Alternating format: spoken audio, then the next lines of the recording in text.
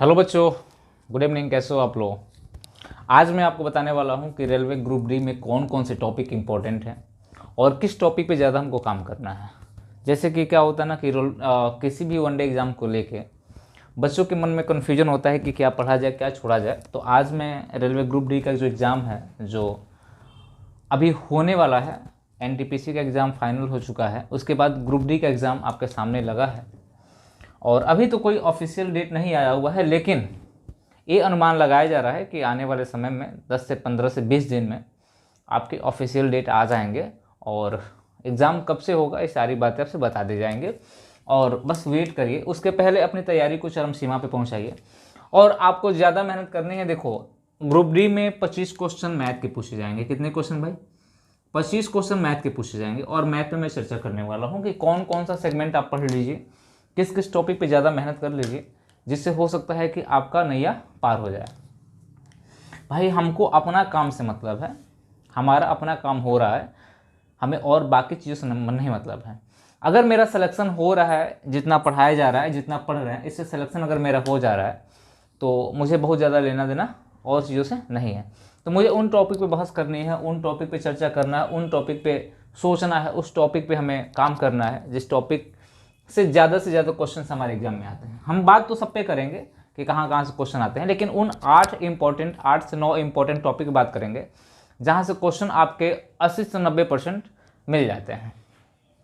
तो देखिए भाई, अगर हम बात करते हैं यहाँ पे, हमने कहा कि संख्या पद्धति नंबर सिस्टम से हर हाल में 2 क्वेश्चन आपसे पूछा जाएगा। नंबर सिस्टम छोटा टॉपिक तो है नहीं। नंबर सिस्टम से हर हालत में 2 क्वेश्चन आपसे पूछा जाएगा और नंबर सिस्टम से 2 क्वेश्चन पूछा जाएगा। इसी में नंबर सिस्टम में आपका वर्गमूल मैं लिख दे रहा हूँ यहाँ पे, घातांक करड़े, इसके बाद आपका घनमूल, ये भी टॉपिक शामिल हो जाते हैं इसमें। नंबर सिस्टम में ये भी टॉपिक शामिल हो जाता है। जैसे कहा जाता है कि हमारे बुक में इनको अलग अलग चैप्टर में बांटा गया है, लेकिन मेरे अकॉर्डिंग, मेरे दृष्टिकोण से, बाकी जितने भी टीचर पढ़ा रहे होंगे आप लोग को, उनके अकॉर्डिंग ये एक ही टॉपिक होता है और 1-2 क्वेश्चन 3 क्वेश्चन यहाँ से पूछे जाते हैं। हमने कहा नंबर सिस्टम से हर हालत में 2 क्वेश्चन आपसे पूछा जाएगा।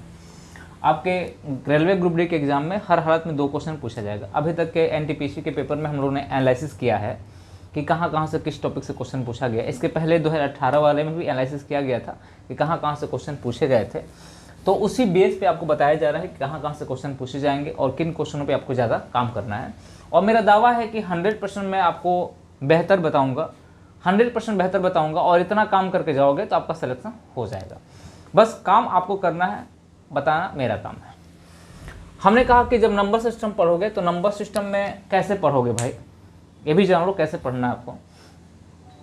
आप कोशिश ये करोगे कि अभी तक के रेलवे के एग्जाम में नंबर सिस्टम से किस कंसेप्ट से ज़्यादा क्वेश्चन पूछे गए हैं उनको ज़्यादा फोकस करोगे। क्या करोगे भाई? यानी जिस कंसेप्ट से ज़्यादा क्वेश्चन पूछे गए हैं उनको ज़्यादा। जैसे रिमाइंडर थ्योरम से क्वेश्चन पूछा अगर, तो रिमाइंडर थ्योरम पे काम 1-2 दिन बैठ के करोगे आप कि वहाँ से क्वेश्चन पूछे जाएंगे तो हम बना लेंगे। जैसे मान लो कि आपको सम ऑफ नेचुरल नंबर से क्वेश्चन पूछा गया है, वहाँ बैठ के काम करोगे।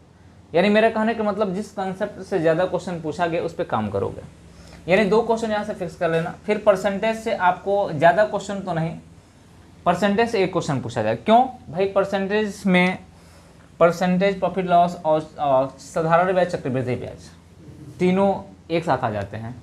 परसेंटेज से आपको 1 क्वेश्चन पूछा जाएगा, लेकिन परसेंटेज इंपॉर्टेंट होता है इसलिए कि परसेंटेज से ही प्रॉफिट लॉस तैयार होता है, परसेंटेज से ही साधारण ब्याज और चक्रवृद्धि ब्याज तैयार होता है। सोचिए, परसेंटेज से परसेंटेज तो तैयार हुआ, परसेंटेज से प्रॉफिट लॉस तैयार होता है और बट्टा आपका तैयार होता है डिस्काउंट, और परसेंटेज से ही आपका साधारण ब्याज और चक्रवृद्धि ब्याज तैयार होता है। और हम बात करते हैं जब परसेंटेज पढ़ें, परसेंटेज से 1 ही क्वेश्चन पूछा जाएगा, लेकिन कहीं ना कहीं ये लाभ हानि और डिस्काउंट में हेल्प करेगा आपको।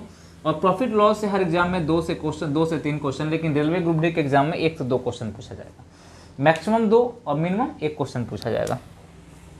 वर्क एंड टाइम से 2 क्वेश्चन पूछा जाएगा। वर्क एंड टाइम में पाइप और टंकी भी शामिल रहता है, यानी 1 से 2 क्वेश्चन पूछे जाएंगे। Minimum 1, maximum 2। चाल समय दूरी से एक क्वेश्चन पूछे जाएंगे, चाहे वो रेलगाड़ी का प्रश्न हो, चाहे आपका चाल समय दूरी का प्रश्न हो, चाहे आपका नावधारा का प्रश्न हो, एक क्वेश्चन जरूर पूछा जाएगा। साधारण ब्याज चक्रवृद्धि ब्याज से एक क्वेश्चन आपसे मिलेंगे, या तो साधारण ब्याज चक्रवृद्धि ब्याज मिक्स क्वेश्चन हो, या तो केवल साधारण ब्याज का हो, या तो केवल चक्रवृद्धि ब्याज का हो। और मैक्सिमम पूछेगा तो 2 पूछेगा, इससे ज़्यादा नहीं पूछा जाएगा। ठीक, रेशियो यही है हमारा, यही रेशियो है। हमने एनटीपीसी का भी रेशियो यही देखा, इसके पहले ग्रुप डी का रेशियो यही देखा, यही रेशियो है। ज्योमेट्री बहुत इंपॉर्टेंट हो जाती है। 2 क्वेश्चन से 3 क्वेश्चन आपको ज्योमेट्री से मिल जाएंगे, 2 से 3 क्वेश्चन आपको ज्योमेट्री से हर हाथ में मिल जाएंगे। ज्योमेट्री में सर्कल हो गया, ट्रायंगल हो गया, क्वाड्रिलेटरल हो गया, पॉलीगन हो गया, लाइन और एंगल हो गया, वहाँ से 2 से 3 क्वेश्चन आपको मिल जाएंगे। ट्रिग्नोमेट्री से 2 से 3 क्वेश्चन आपको मिल जाएंगे। बीजगणित से यानी अलजेब्रा से 1 से 2 क्वेश्चन मिल जाएंगे। यानी मैंने कहा कि इतने सेगमेंट से आपके क्वेश्चंस मिलेंगे, इतना सेगमेंट आपके सामने रखा गया है, इनसे आपको क्वेश्चंस मिल जाएंगे। और नियर अबाउट देखा जाए तो अगर 2 क्वेश्चन यहाँ ले लो, 1 question 3 question, 2 5 question, 2 7 question, 2 9 question, 10 question, 12 2 14 15 16, यानी नियर अबाउट हम बात करें तो 25 क्वेश्चन में 18 क्वेश्चन, 18 से 20 क्वेश्चन, 18 से 20 क्वेश्चन, 25 क्वेश्चन में 18 से 20 क्वेश्चन यहाँ से आपके मिल जाएंगे। कहाँ से भाई? अब आपको तैयार क्या करना है, आपको संख्या पद्धति पढ़ना है, परसेंटेज, प्रॉफिट लॉस, कार्य समय, चाल समय दूरी, साधारण ब्याज, चक्रवृद्धि ब्याज, ज्योमेट्री, ट्रिग्नोमेट्री, अलजेब्रा। आप कहोगे सर कंसेप्ट कैसे तैयार करेंगे? तो मेरे चैनल पे बने रहना और पढ़ते रहना। मेरे चैनल पे भी मैं पढ़ाता रहूँगा आप लोग को, पूरा एडवांस कंसेप्ट तो मैं क्लियर करूँगा। और आप प्रैक्टिस सेट लेना, प्रैक्टिस सेट में उन टॉपिक को ज़्यादा फोकस करना जो मैंने यहाँ लिखा हुआ है, उन टॉपिकों को ज़्यादा फोकस करना जो मैंने यहाँ पे लिखा हुआ है। आप नंबर सिस्टम को ज़्यादा बार प्रैक्टिस करना, परसेंटेज को, प्रॉफिट लॉस को, कार्य समय को, चाल समय दूरी को, साधारण ब्याज, चक्रवृद्धि ब्याज को, ज्योमेट्री को, ट्रिग्नोमेट्री को, अलजेब्रा को, इन टॉपिकों को ज़्यादा फोकस करना। मेरा कहने का मतलब इनको 1 बार, 2 बार, 3 बार, 4 बार, 5 बार, 6 बार, 7 बार, जितनी बार हो सकता है आपसे उतनी बार इनका रिवाइज करना। और कोशिश करना, आप इतना कोशिश करना कि यहाँ से क्वेश्चन आपसे छूट के ना आए। उसके बाद 18 से 20 क्वेश्चन यहाँ मिले, उसके बाद से टॉपिक हमारी जो होती है, इसका मान लो कि टॉपिक हम बात करते हैं औसत। औसत भी एक तरह का बहुत इंपॉर्टेंट टॉपिक हो जाता है, क्योंकि एक क्वेश्चन फिक्स रहता है यहाँ से। किसी भी एग्जाम में एवरेज से 1 से 2 क्वेश्चन फिक्स हो जाता है। हम कहते हैं कि जब 1 से 2 क्वेश्चन फिक्स हो जाते हैं तो ये भी हमारे लिए इंपॉर्टेंट उतना ही हो जाता है। लेकिन औसत आपका तैयार हो जाता है जब नंबर सिस्टम आप तैयार कर ले जाते हो। तो नंबर सिस्टम के साथ इसको जोड़ देते हैं कहीं ना कहीं, और कुछ सेगमेंटों के साथ मैं इसको अलग कर देता हूँ। तो एवरेज आपको अलग से पढ़ना पड़ेगा, एवरेज आप अलग से पढ़ लीजिएगा। और उसके बाद पेपर कैसे देना है, क्या करना है, कैसे सोच होनी चाहिए आपकी, सबसे बड़ी बातें होती है। तो इन टॉपिक को जैसे तैयार करोगे और तैयार करके जब एग्जाम में जाओगे तो अपने आप को बेहतर फील करोगे। क्या करोगे भाई? बेहतर फील करोगे, क्योंकि जानते हो एग्जाम में जाने के बाद जो क्वेश्चन हमसे नहीं बन रहे हैं, जो क्वेश्चन को मैंने नहीं देखा है, जैसे मान लीजिए कि मैंने क्वेश्चन को ही लिखा, मैंने कहा कि x+1/x बराबर, हमने कहा कि 8x⁻³ + 1/x⁻³ की वैल्यू कितनी होगी। अगर इस क्वेश्चन को आपने कभी पढ़ा नहीं है, इस क्वेश्चन को आपने कभी पढ़ा नहीं है तो आप हल नहीं कर पाओगे, आप हल नहीं कर पाओगे। आप उन्हीं क्वेश्चनों पे कन्फ्यूजन पैदा करते हो, उन्हीं क्वेश्चनों पे कन्फ्यूज होते हो जिन क्वेश्चनों को आप पहले से पढ़ के गए हो, जिन क्वेश्चनों को नज़र से गुजारे हो, उन्हीं पे कन्फ्यूजन पैदा होती है आपकी, बाकी पैदा कन्फ्यूजन नहीं होती है।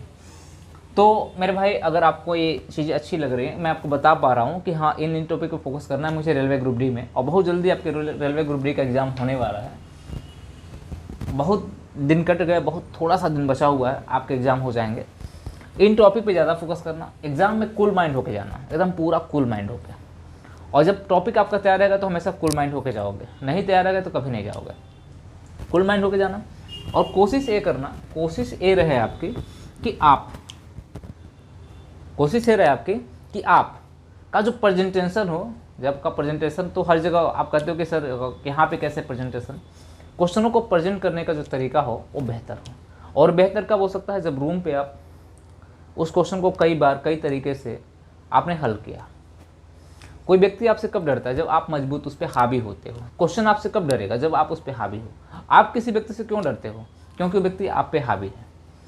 जब क्वेश्चन से डरते हो, इसका मतलब क्वेश्चन आप पे हावी है, तो आप क्वेश्चन को डराओ, आप खुद क्वेश्चन से न डरो, मेरा मानना है। बाकी आपकी सोच और इन टॉपिक को पढ़ लेने से आपका एग्जाम में सिलेक्शन हो जाएगा। चलिए मिलते हैं हम लोग नेक्स्ट वीडियो में। आज के लिए इतना ही, धन्यवाद।